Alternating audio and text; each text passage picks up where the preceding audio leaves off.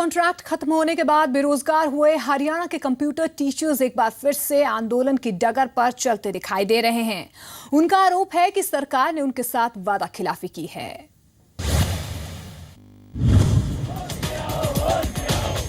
Contract खत्म होने के बाद बेरोजगार हुए हरियाणा के कंप्यूटर शिक्षक फिर से धरने प्रदर्शन की राह पर हैं। 9 महीनों के बाद बेरोजगार कंप्यूटर शिक्षक पंचकुला में शिक्षा सदन के नजदीक डेरा डाले हुए हैं। शिक्षकों का आरोप है कि सरकार ने उनके साथ वादा खिलाफी की है। कंप्यूटर शिक्षकों की माने तो भर्ती का हवाला देकर उन्हें बाहर किया गया है, जबकि सरकार कॉन्ट्रैक्ट पर ही नई भर्ती करना चाहती है।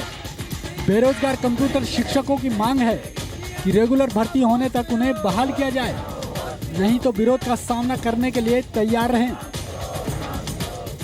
अभी हम लोगों की मांग एक ही है कि हमारा जो है वो रोजगार बहाल किया जाए, और हम लोगों की मुख्यमंत्री महोदय जी से बार बार यही अपील रहेगी कि हम आपके मंत्रियों से, आपके अधिकारियों से बार बार मिल चुके हैं, हमारी समस्या का समाधान नहीं हो पा रहा है। अगर हमारी समस्या का समाधान अब भी नहीं होता तो हम जो है वो कड़े से कड़ा आंदोलन करने के लिए अब तैयार हैं। अब हम फिर से आंदोलन की राह पे वो आ गए हैं।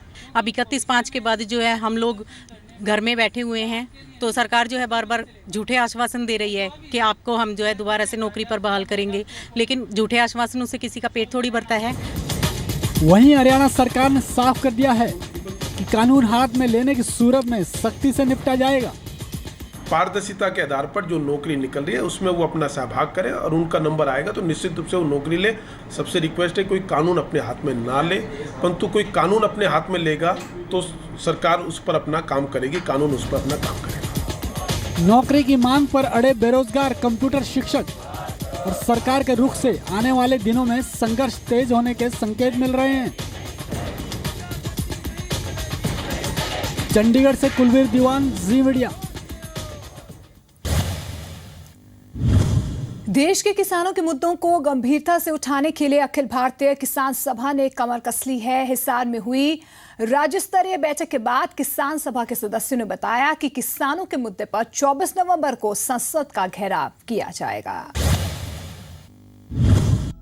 ये तस्वीरें हिसार में हुई अखिल भारतीय किसान सभा की राज्य स्तरीय बैठक की है। बैठक में देश भर के किसानों की समस्याओं को लेकर मंथन हुआ और कई बड़े फैसले लिए गए।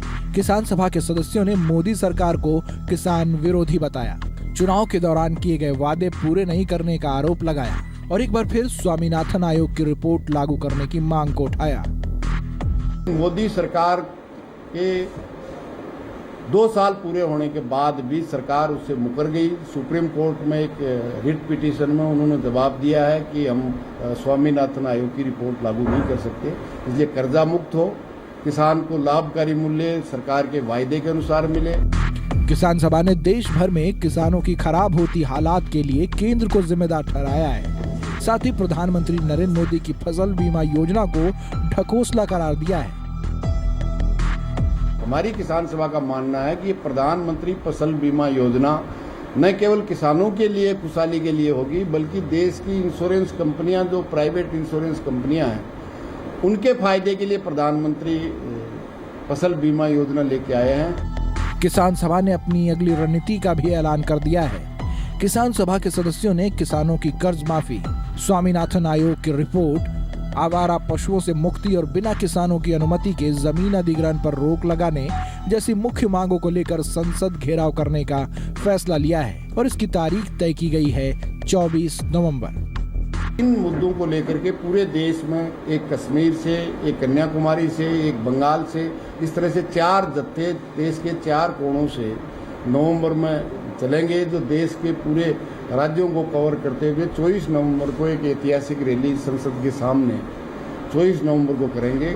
भारतीय किसान सभा जल्दी ही देश भर के किसानों को लामबंद करेगी ताकि उनकी समस्याओं को केंद्र और राज्य सरकार के सामने रखा जा सके। महेंद्र सिंह, जी मीडिया, हिसार।